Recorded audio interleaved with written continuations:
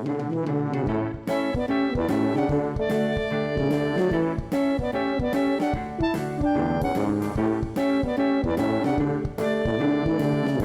everybody, Brian here from Touring Plans, and I am in the beautiful Animal Kingdom Park to talk about the 5 best rides for kids. Now, for this list, I have a couple of rules. One of them is the scare factor, and it must be pretty darn low.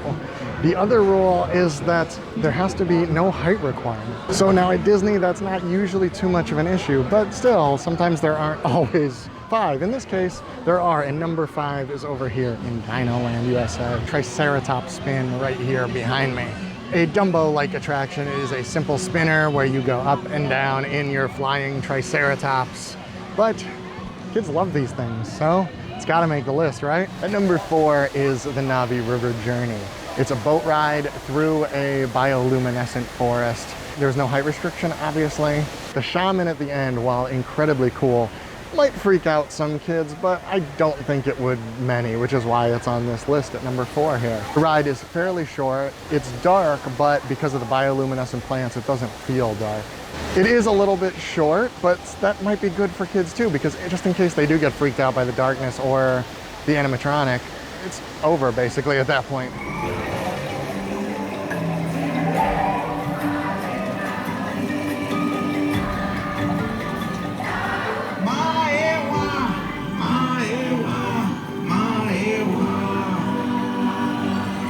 For number 3, we are back in Dinoland because of that, the Boneyard Fossil Fun Site. This is kind of a part playground, part dig site for kids that is much harder to get them out of than it is to get into. It is a big, sprawling area that kids could stay in for hours. The one thing as a parent I will say that I don't love about it is that it's hard to watch the kids all the time in there. There's a lot of kind of steel fencing and things covering the slides, and there are tube slides. So sometimes it's hard to see exactly where your child is within there unless you're like going in with them. But there is only this one entrance, so they at least can't get out. Either way, I don't think you'll have a problem unless you want to go in and get them out, because sometimes it's hard to pull them away from this. I'm on my way to Rafiki's Planet Watch for the next one. To get there, you take a train out of Harambe.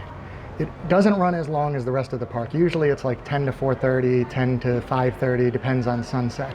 And this crazy train faces one way. You actually sit sideways on it. You gotta leave yourself a little bit of time, at least a half hour to an hour with travel, depending on how much time you spend out here. But there's a lot of stuff to see, especially if your kids are into animals. There's a whole vet thing. There's usually animals you can meet. There's even a meet and greet with Rafiki up here. There is also a petting zoo called Affection Section right out this way. And you can come in and brush goats and sheep, these guys down here. And because you don't actually get to feed them, they're not aggressive or anything like some smaller petting zoos you go to. Go ahead and show me a kid or adult that doesn't love a petting zoo.